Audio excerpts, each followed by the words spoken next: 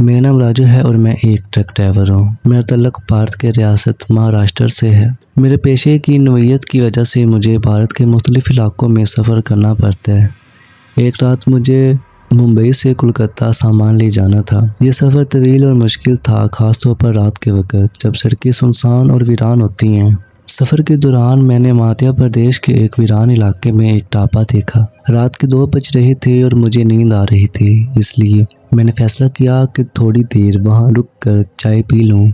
ढाबे का माहौल अजीबो-गरीब था। धुंधली रोशनी में एक बूढ़ा आदमी चाय बना रहा था। मैंने इसे चाय का ऑर्डर दिया और एक बेंच पर बैठ गया। बूढ़े आदमी की आंखों में एक अजीब सी चमक थी, जो जैसे वो कुछ छुपा रहा हो। चाय पीते हुए मैंने एक नौजवान लड़के को देखा जो मेरे पास आकर बैठ गया। इसने मुझसे बातें शुरू की, लेकिन इसकी बातों में कुछ अजीब था। वो कह रहा था इस इलाके में रात को सफ़र करना खतरनाक है क्योंकि यहाँ भूत प्रेत का साया है। मैंने इसकी बातों को मजाक समझा और इसकी तरफ ध्यान नहीं दिया। अचानक बूढ़े आदमी ने कहा, सुनो, रात के अंधेरे में कुछ चीज़ें ऐसी होती हैं जिन्हें देखने की तमन्ना ना करो। चाय पीने के बाद मैंने दोबारा अपने सफ़र का आगाज़ किया। कुछ देर बाद जब मैं झारखंड के जंगलाती इलाके में पहुंचा तो मेरी ट्रक अचानक बंद हो गई। मैंने गाड़ी से उतरकर देखने की कोशिश की, लेकिन कुछ समझ नहीं आया।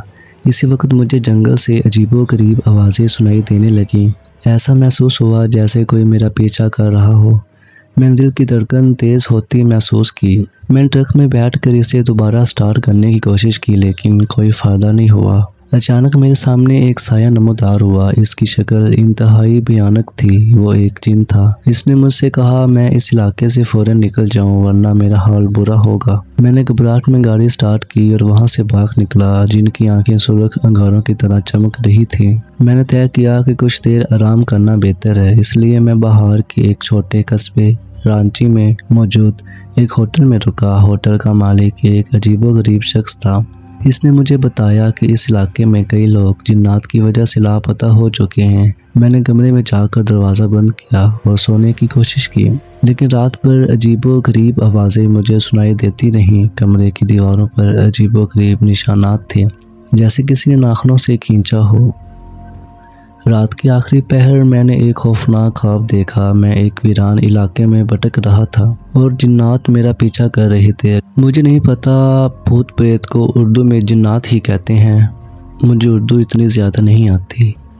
मैंने अपनी जान बचाने के लिए भागने की कोशिश की, लेकिन मेरे कदम ज़मीन पर जम गए थे। अचानक मैं बेदार हो गया और देखा कि कमरे का दरवाज़ा खुला हुआ है और एक साया दरवाजे पर खड़ा है। मेरे जिस्म पर कभी तारी हो गई। मैंने अपनी तमाम हिम्मत जमा की और कमरे से बाहर निकला। होटल के बाहर मैंने एक साधु को देखा जो मंत्र पढ़ रहा था। इसने मुझसे कहा कि मैं अपने सफ़र को जारी रखूं और हमेशा रास्ते में देवताओं का नाम लेता रहूं।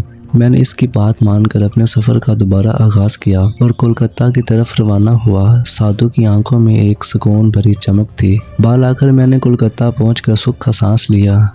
यह सफ़र मेरे लिए एक इबरतनाक तजुर्बा था। मुझे एहसास हुआ कि हमारी दुनिया में बहुत सी ऐसी चीज़ें हैं जिन्हें हम समझ नहीं सकते और ना ही इनसे बच सकते हैं। मेरे दिल में खौफ का साया हमेशा के लिए बस गया। ये मेरी कहानी है और अब मैं हर सफ़र से पहले देवताओं का नाम लेता हूँ ताकि वह मुझे हर किस्म की आफत से महफूज रखें। अगर आप भी कभी इस रास्ते पर जाएं तो मोहतात रहें, क्योंकि ये रास्ते जिन्नात का मस्कन भी हो सकते हैं।